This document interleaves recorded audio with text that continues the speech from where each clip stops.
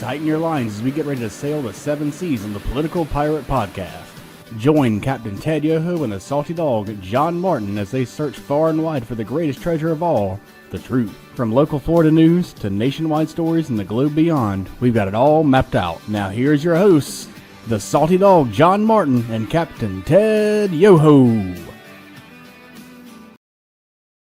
Well, good morning, everybody, and welcome to the 3 Ps, the Political Pirate Podcast with yours truly, the old salty dog John Martin hosting, and of course, the captain of our pirate ship, none other than Ted Yoho. Good morning to you, Ted.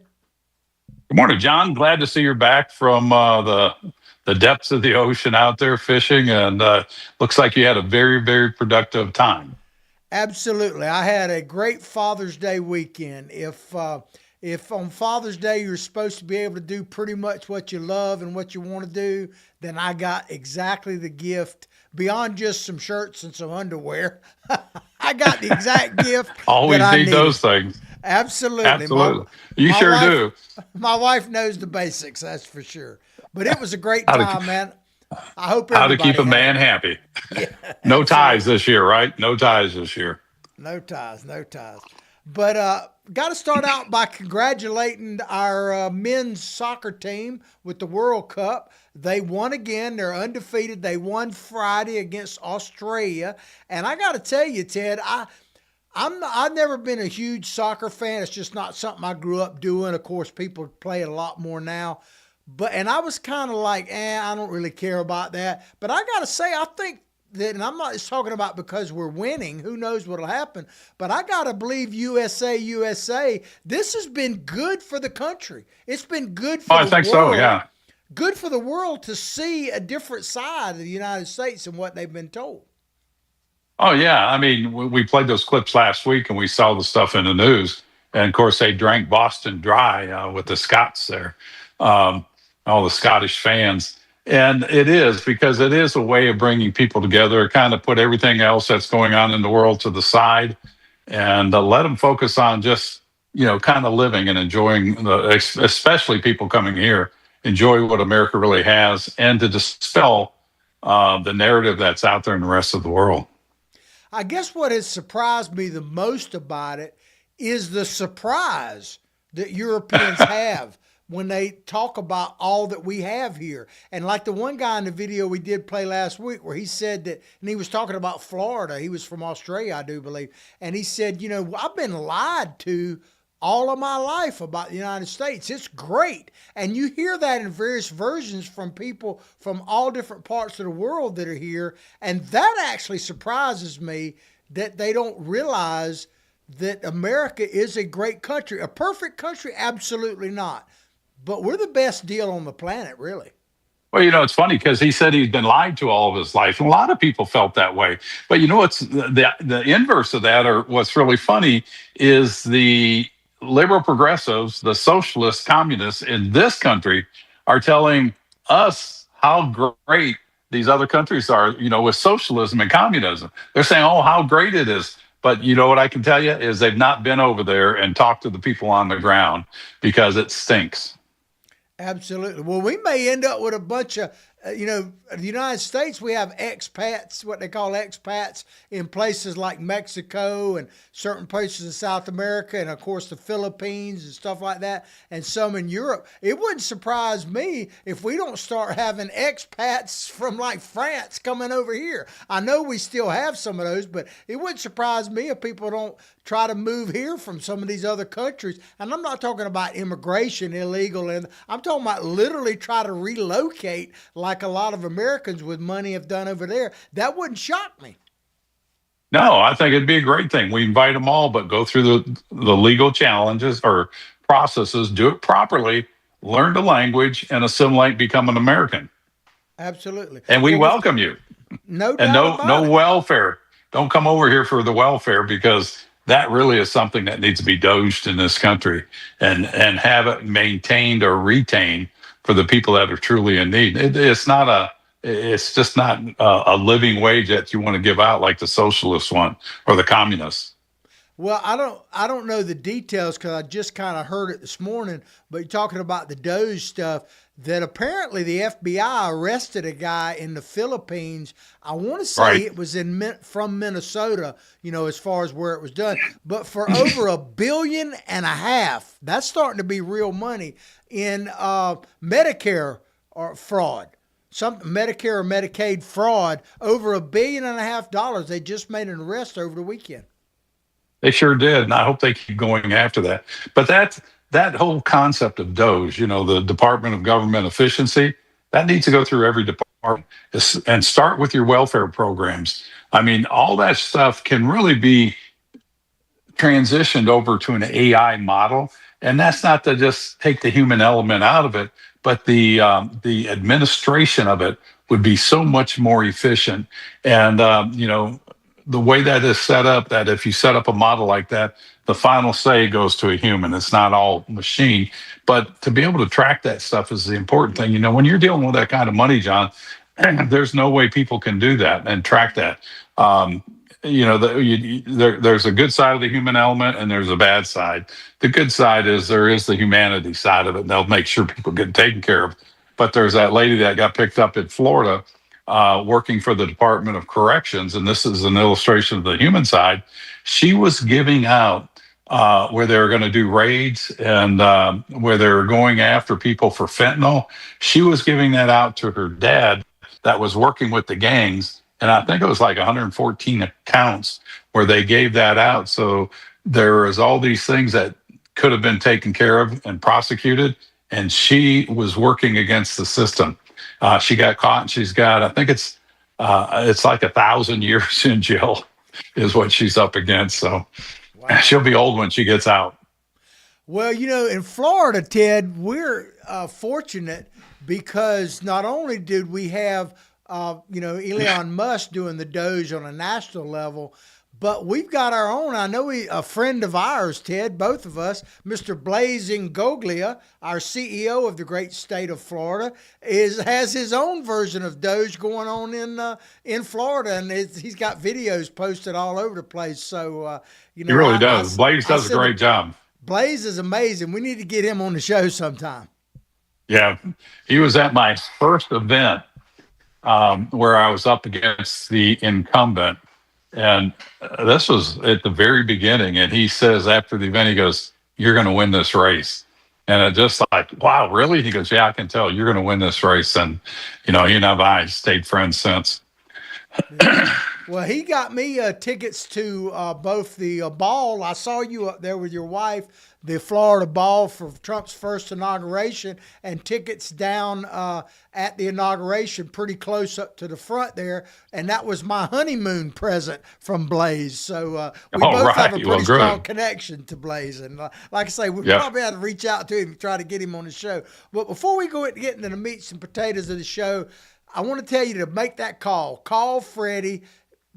You'll see it pop up on your screen from time to time. Become a supporter of this show, a sponsor of this show. Make that call so we can keep this message going.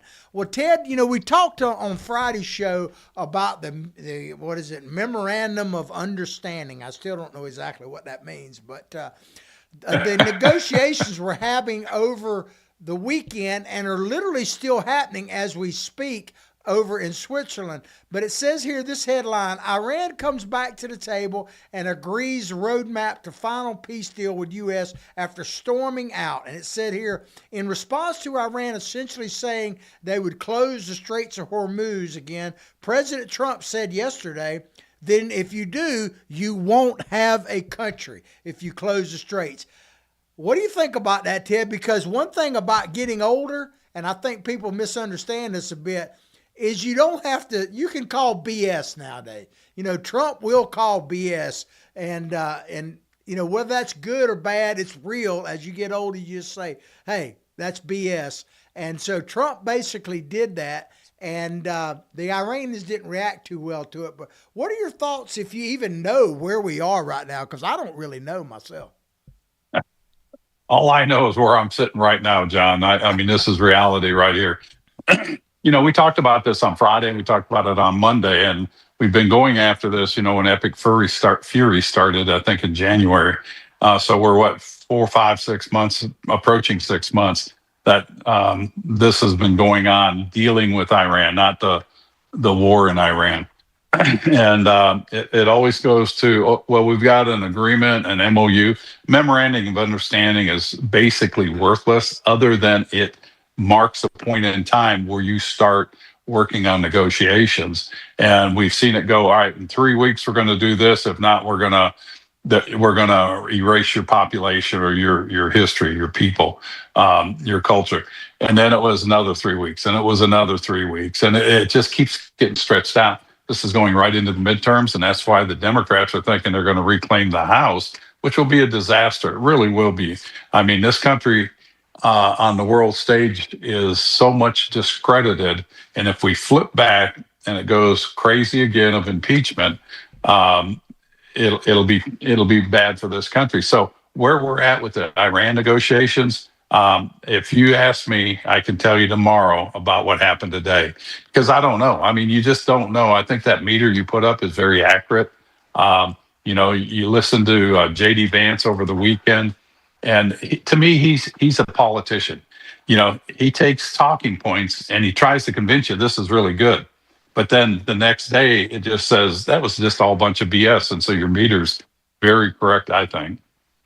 Well, the thing that I would criticize the president on is, Ted, I like the idea of carrying the big stick, but he does not Yeah. understand the walk softly part of that general statement. But is there anyone that doubts now? Because think about it. When Trump first came into office back in his first term, he used the mother of all bombs on Afghanistan.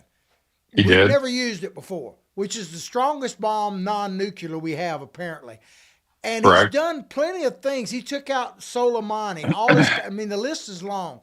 I don't think there's a world leader or a terrorist organization that doubts for 1 minute that Donald Trump will use our military and whatever our capability is. If you don't do what he needs you to do, he'll slap you upside the head, so to speak. I don't think anyone doubts that. So at this point, what is the point of constantly repeating that? That's what I don't understand. To constantly repeat it just weakens you, and it makes you a paper tiger. And granted, he did do a lot of that, but leadership, strong leadership, you don't have to use that stuff because people will take you for what you say you're going to do. It's like the old westerns. I mean what I say, and I say what I mean. And that's walking softly and carrying a big stick. You shouldn't have to use the stick if you're doing things right diplomatically. And I think that's where we've veered here in the last, since January, actually, going into Venezuela and some of these other things. These things could have been handled differently, John. It's like the attacks on the drug boats. I've given my philosophy on that. I think that should be a policy of the United States, that if you bring drugs into the United States, like fentanyl, you can put what drugs they are, it is the death penalty. It's a capital offense. You've set a policy out front. It is the policy of the United States. And when it happens, adjudicate it right now, go after it. And, it's a terrible thing to have to do, but you send a message and say, we're not playing. This is it. And I think it's the same way when you get into these things like with Iran. I mean, number one, it's a Middle Eastern country.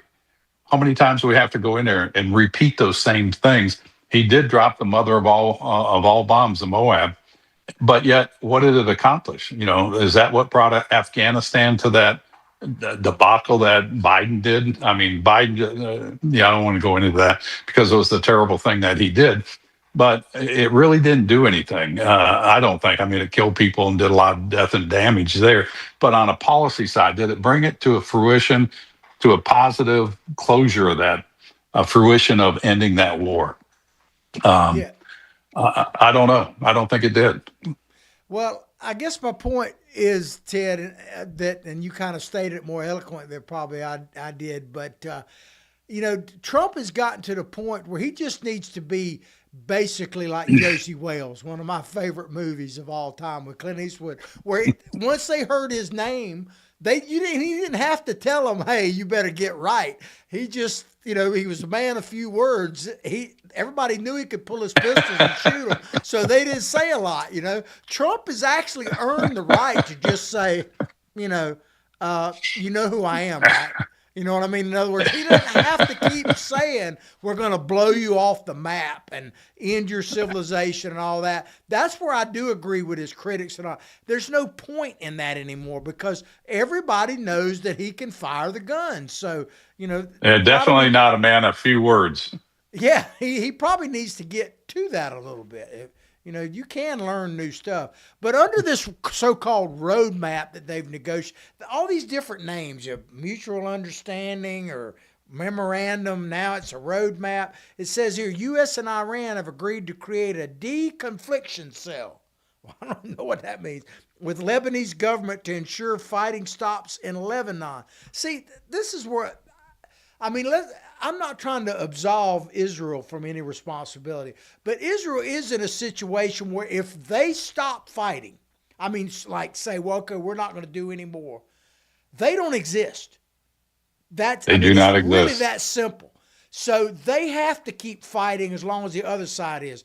What I don't get is how there's some expectation that that Israel needs to stop fighting first and that Hezbollah can continue to do whatever in Lebanon. That's just not going to work, Ted, because and I say it, I'm not forgiving Israel. I'm just stating a fact. If they lay down their arms, they die. That's just plain and simple. Yeah, no, that's been proven over and over again. They're not going to be nicer. The Iranian regime or anybody they support. This brings up, they're not going to be nicer to Israel, period. All right. But Iran has been called the leading sponsor of terrorism in the world. They're a terrorist nation with the theocracy that they have. That's not all the Iranian people. And so knowing that, our negotiation with Iran is between us and Iran. How does Israel and Lebanon come into this? Because the Hezbollah fighters, are they part of Iran? If so, we should be negotiating with that, and we should eliminate that threat. But for that to be a side negotiation between the United States and Iran, it's a distraction, and it is also an obvious admission that Iran supports terrorist groups around the world. But John, you need to look beyond this. This is today what we're going through. You look at what Trump has done with his foreign policy. Go back to Putin. Day one, when I get in office, the war will be over. Well, we know that was that BS meter. You can play it for that. Look what we've done to Venezuela. Look what we've done to Cuba. And I think the Cuban situation, it could be very positive, although the grandson of Castro said he was going to align more with Russia and China on their communist ideology, socialism with communist characteristics. So that's what he's thinking down there. And then you look at the Trump foreign policies. What we should do with foreign policy is we should embrace nations as friends and be good trading partners. With the Trump foreign policy, have we gotten closer to the European countries? Have we gotten closer to some of these other countries?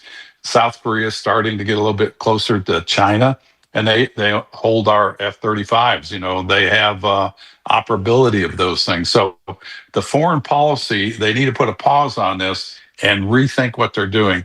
And in the meantime, the further this is out of control, the more likely the Democrats are going to come in. And how's that going to affect the future of America for the next 4, 8, 20 years? That's really what's on the line here. It's not about Trump saying, I'm going to do this and bloviate what he's going to do, or talk about the Qatari jet, how it's the best in the world and all those things.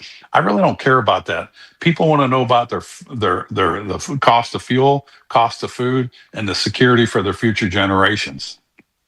Yeah, well, I know you can't totally ignore the world. I'm not naive about that, but maybe because when I'm hearing what you're saying, I think we need to get back to America first.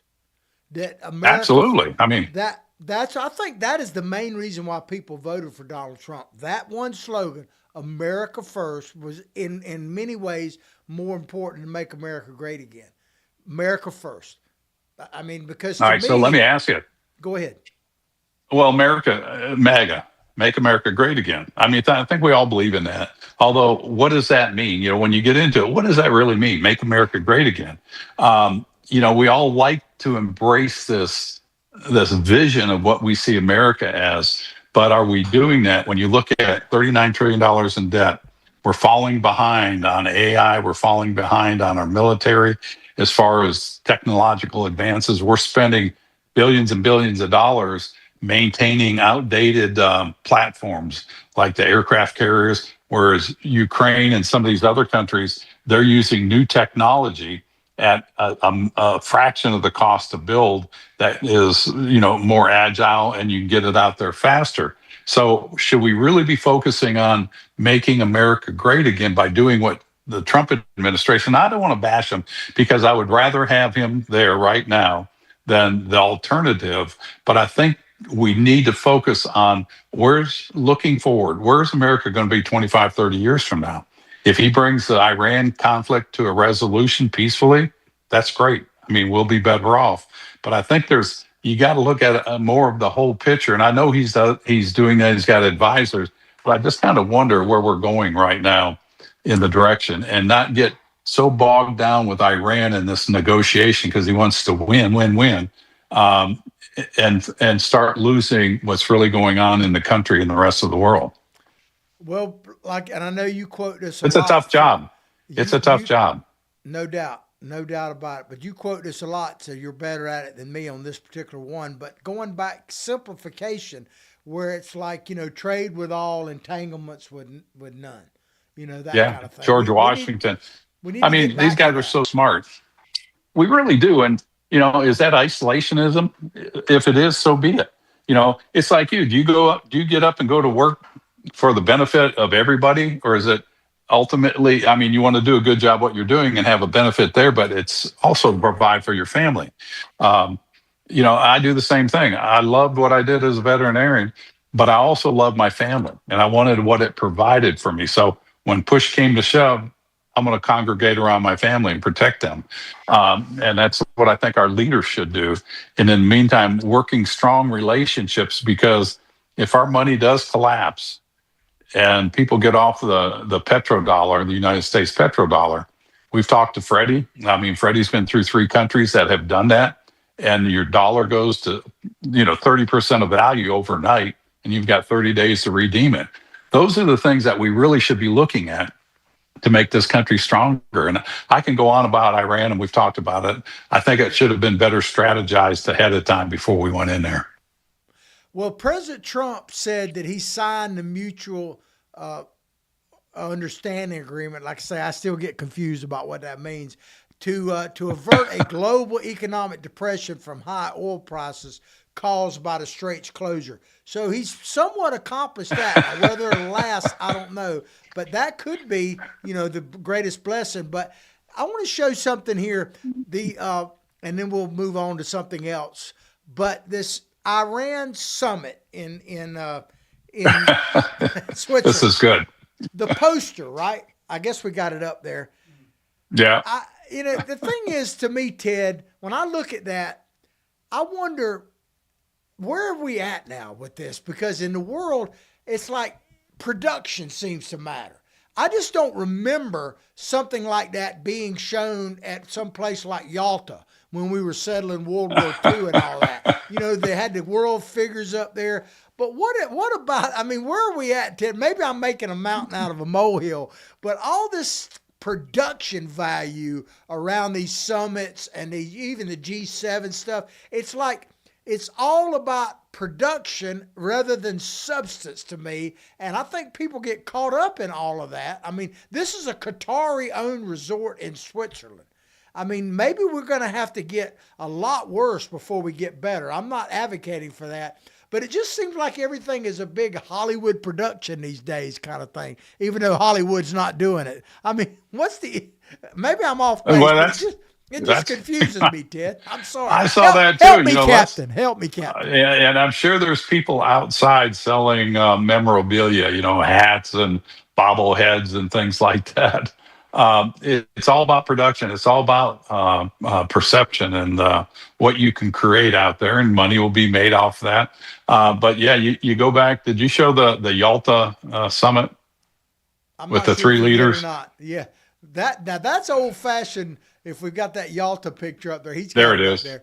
Yeah, All I right. mean, that's the way it should be, I think. Maybe I'm old school. I don't know, Ted. Help me, Captain. Look at that picture. Look at that picture. It's Churchill, Roosevelt, FDR, and then you got Joseph Stalin. That right there epitomized the direction of the world at the end of World War II. That set a new world order. If you want, I don't like that word, but it set up the direction the world was going to go in. And we've worked from that in 1945 to where we are now. The conferees accepted the principles that the Allies had no duty towards Germany except to provide minimum subsistence. They declared that German military industry would be abolished or confiscated, and agreed that the major war criminals would be tried before an international court. So they had what they were going to do. The determination of reparations was assigned to a commission. So here we are in a de facto war with Iran that is there for 60 days approval at a time, and now that's been extended. But they had a clear goal of what they wanted to do.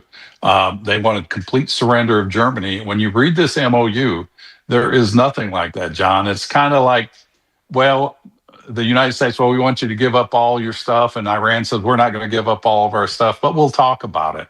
And it's not worth the paper it was written on. And again, I don't want to just criticize. I want to see what comes out of this. And I hope for the future of the United States and, our relationship around the world and trade and all those things that we need, that this is the starting point to bring that to an end. But what I've seen so far, I don't have a lot of confidence on it. Well, Ted, I wonder what the bet sites are doing on this. Is it going to happen or not? They're doing it. Oh, they are, yeah. I mean, it's frightening to me, but it's hilarious at the same time that we are approaching. You can see Idiocracy, that movie, if you've seen that, coming true. Because I can literally see in the not too distant future where these summits will be. It'll be like Monty Hall on Let's Make a Deal. Instead of sitting there and negotiating, he'll go, well, you want to take deal on door number 1, 2, or 3, and you got to pick one. That seems like where we're actually heading with this, and that's not a criticism of Trump. It's just an observation of where we're at in this modern time. It's crazy. That's where we are. That's just why they're advertising the summit in Geneva or wherever that was. I'm sure there's people out there selling banners and hats and bobbleheaded dolls. Anyways. Well, we're going to take. That's why elections. That's why elections matter. That's why people have to be engaged. They have to be educated about what's going on, because it's going on over there. The bombings happening in Lebanon, Israel, Gaza, and Iran, and we're immune to that. We don't see that. We don't see that disruption. But do you want that to come here? I don't think anybody does. That's why foreign policy is so important, that you get it right. You build those strong relationships, because you're unlikely to go to war with people that you like, and you trust. And that's where you build those alliances. And entanglement with none, as George Washington said. So true back then, 250 years ago, and it's more true today. Yeah, because I definitely don't mean to be, I know you weren't implying this, take it light, the suffering of people wherever they are. No, you didn't. But it is. But I think we need to point that out. It is, but you can either laugh or cry, and it is becoming sadly comical the way things are happening. I'm not laying this on Trump. We've been moving this way for a while, but we're going to take a quick commercial break. Before we do, I want to remind people, call Freddie, make that call, become a sponsor of the show so we can keep this train rolling. Take us to break, Ted. Yeah, but everybody, call Freddie Wiebe. I mean, Freddie does so much for the community. He's behind the scenes. He's very quiet. You don't know he's there, but he does a lot. He reaches out to a lot of people, and we appreciate what he's done for us. But, we want to give a special shout out to Archer Automotive. Great friends of ours, great work. And they offer your full service diesel and gas repair facility, 20 years in business. Anybody that's been in business and you survived 20 years, you've either doing something right or you're scamming people, and then have the reputation they do. They're doing things right the way they're supposed to be. They're your premier diesel service facility. specialize in power strokes, Cummins and Duramax, diagnosis and repair, and any kind of car you have. They have ASC certified technicians, and they'll get you back on the road fast and at a fair price. So call for an appointment, 352 495 2485 in the beautiful town, the growing metropolis of Archer, Florida. We'll be right back. Hi there, this is Coach Steve Spurrier, and I want to let you know that by popular demand, Spurrier's Gridiron Grill's delicious brunch is now served in a premium buffet. You have spoken, we have listened, and we're now serving Gainesville's only elevated buffet, complete with an omelet station, ginger sage chicken sausage, shredded short rib, plus you can enjoy bottomless mimosas and Bloody Marys. So join us every Saturday and Sunday from 11 to 3 for the best brunch in town.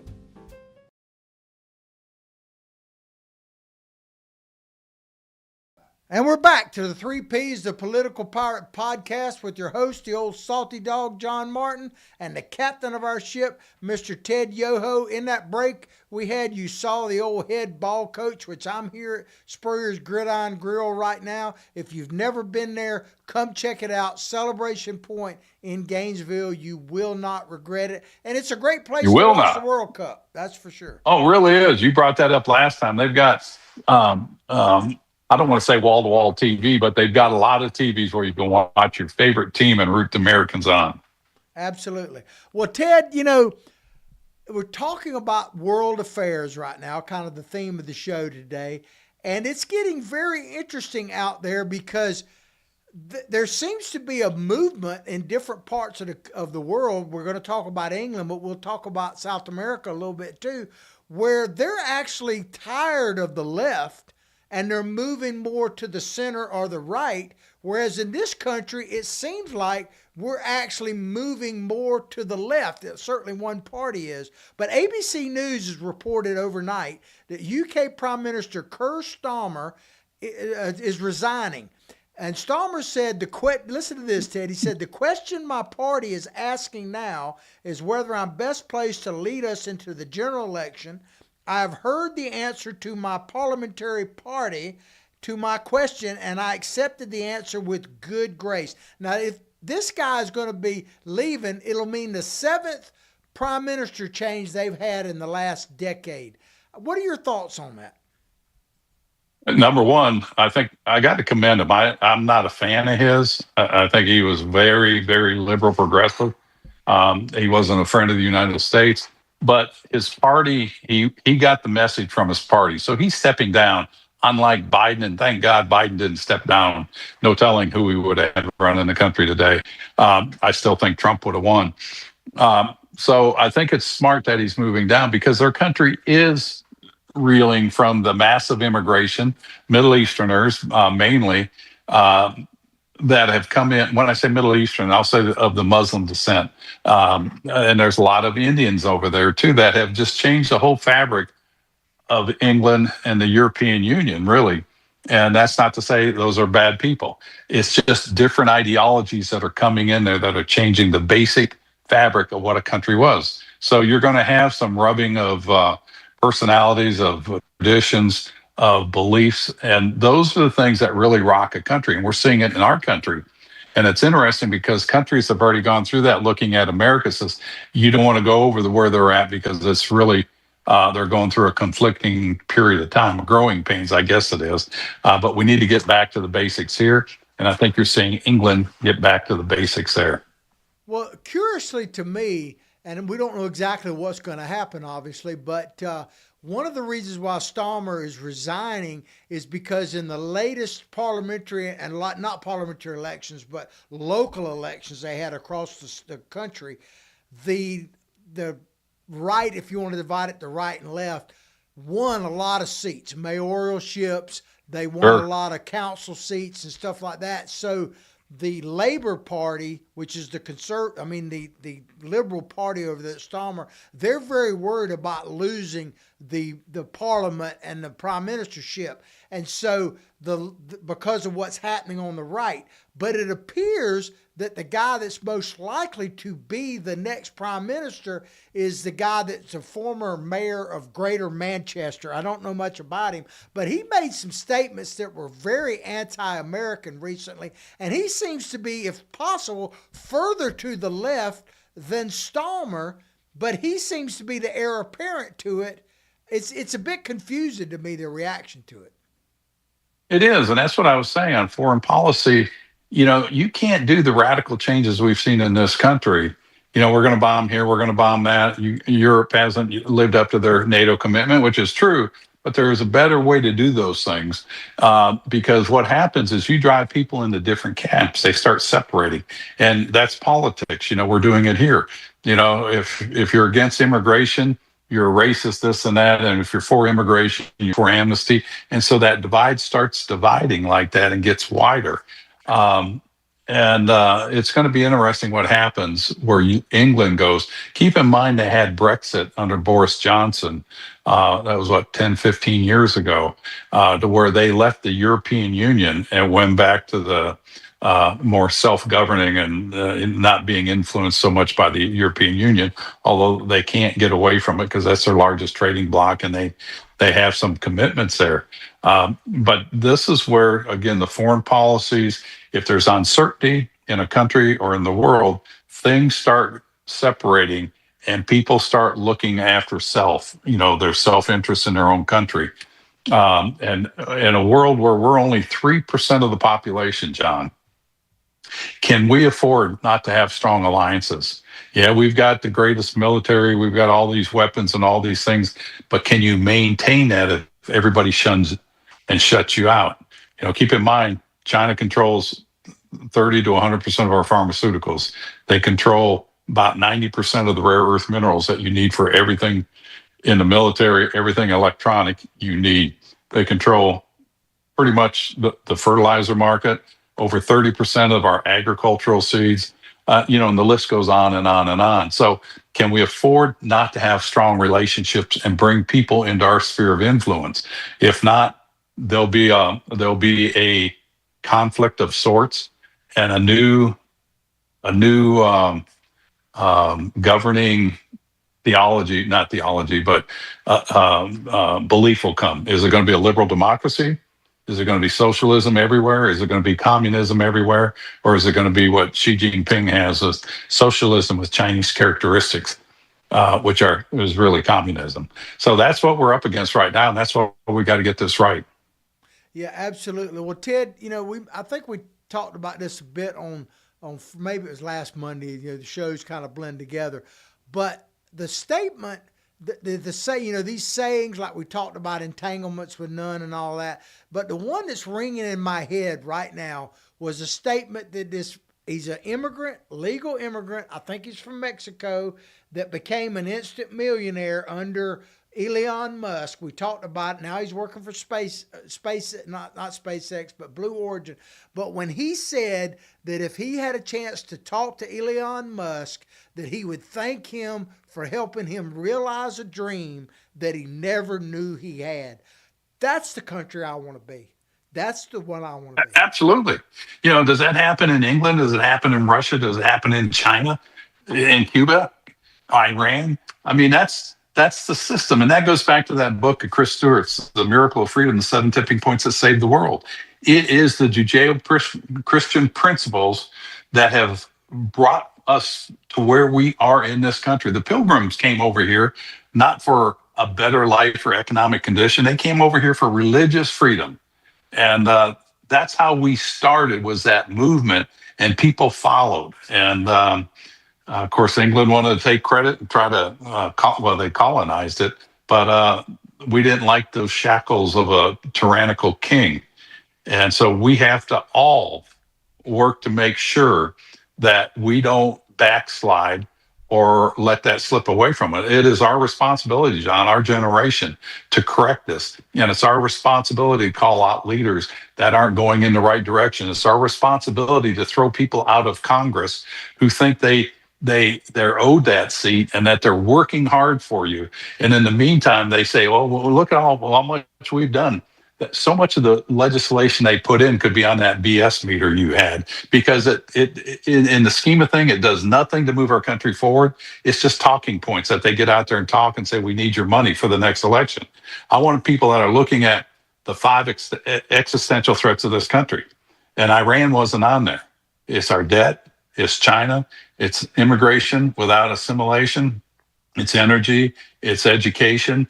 And no, I don't see anybody really focusing on that. And until we do, we're going to backslide, and it's going to be confused. And throw foreign policy in there too, because that's going to be coming to the forefront of that list. Well, Ted, you always inspire me, and you inspired me just then that, Well, good. as a service that I didn't serve in the military. I've held government positions, but a service I'm willing to volunteer for is to be the BS guy. In other words, I don't have to say a word. I can just sit in press conferences. Maybe they could have me down in front of Congress and stuff like that. And I just get like a ping pong paddle. And it doesn't matter who's talking. If they're full of crap, I just hold it up. BS. I just be the BS alert guy. You can do that, and we all can do that. But what we really need is people be activated. Go to your polls, go to your schools and talk to the young people. Volunteer to teach people about the founding of this country. Don't let AOC or the progressives lead the narrative of how terrible this country is. She would not be anywhere if there wasn't a person willing to step out and create a business, to create jobs and get paid for the fruits of your labor. And you're not taking advantage of people. Yes, there have been people that have done that and taken advantage of their workers, but they don't stay in business long. Well, I tell you, you mentioned going to the polls. Well, Donald Trump has been an incredible endorser of candidates. Whoever he's endorsed He sure so has. far has won. And he won again. Donald Trump, they had a big election over the weekend in Colombia, and it has now been called, this gentleman named Abelardo de la Espriella, I hope I said that right, has won the presidency of Colombia, and he was endorsed by Donald Trump. The former president, was anti-Trump, but he couldn't run He again. sure was. Petro. Petro. He couldn't run again due to term limits, but apparently this gentleman has won. I don't know a thing about the guy, but what are your thoughts on that? And do you know anything about him? Yeah, I know a little bit about him. I was supposed to be down at that election with the IRI, the International Republican Institute that monitors election. In fact, I was supposed to be down there when I was in the Keys on May 28th. I was supposed to fly down there for 6 days.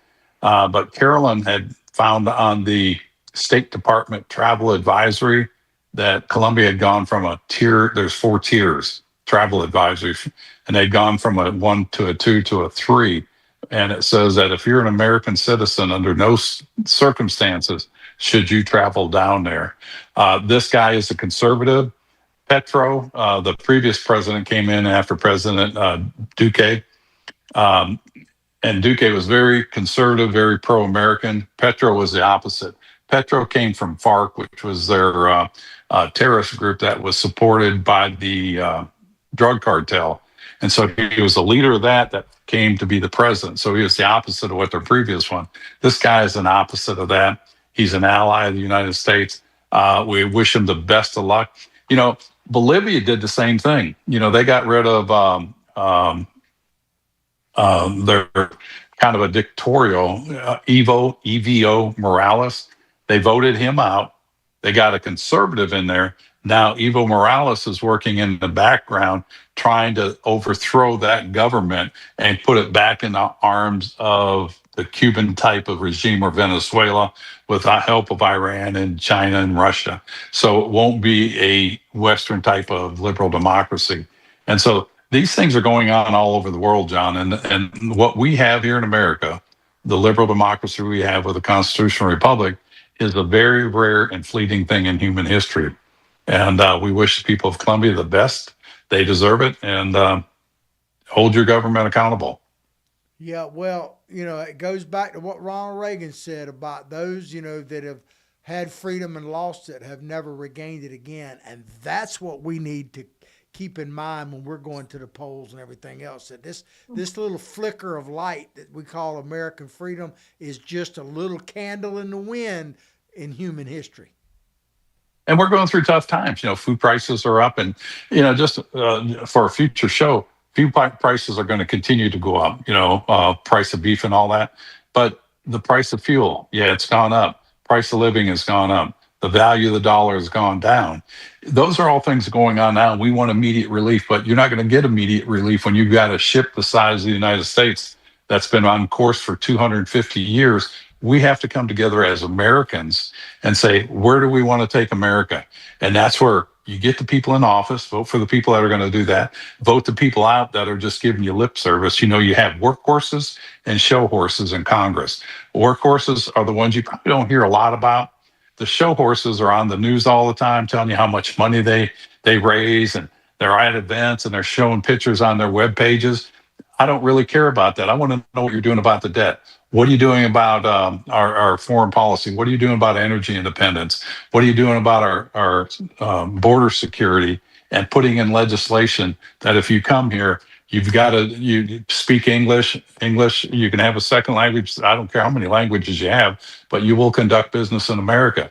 You need to honor our American flag and our values, and assimilate and become a proud, whoever you are, country, but a proud American.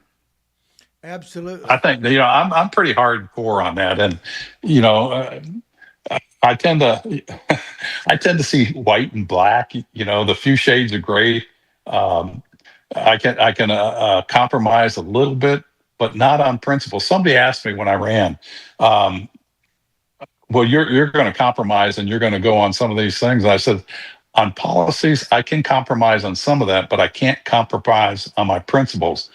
And that's where Peter Navarro and I had such a hard time, and he stormed out of my office because he wanted me to do something. I said it goes against my principles, and I'm not going to bend on that.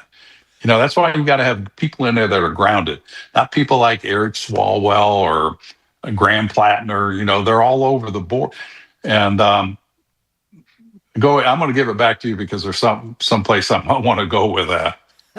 I understand. Well, since you mentioned it, I'm going to bring this up that like New York right now, they're about to have a primary in New York, a Democrat primary that is really bears watching, because you got some incumbents on the Democrat side that are leftists. They're left-leaning for sure. The one guy's like totally anti-Trump, yet he's probably going to be beat by somebody who is further left than them. I mean, these candidates that Madami and Bernie Sanders have endorsed, I mean, there's one lady running, and for God's sake, she's probably going to win, Ted. I can't think of her, LaFleur or something like that. She literally said, and has not denied it, and has doubled down, that even people who have committed murder, who are illegal immigrants, should not be deported. She also said that, pardon me, something like this. She said, pardon me, I forgot my napkins, so I turned and wiped my hands with the American flag. And they're running for Congress, and they're probably going to win in that liberal area. I mean, my God, how far left can you go? I mean, I don't even think it's left at that point. It's just crazy. But they're going to win, I think.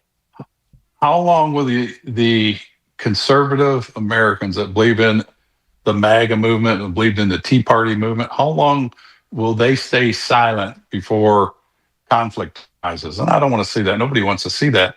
But you can't keep trashing this country. It's like Tim Kaine. Your rights come from government, not from a creator. Give me a break. We've got people like this in office, and you can't have the government do everything you want them to do and take care of everything and hold your liberties and freedoms. You can't have both. Liberties and freedoms come from a well-educated, virtuous society, and you have to have personal responsibility too. This when I first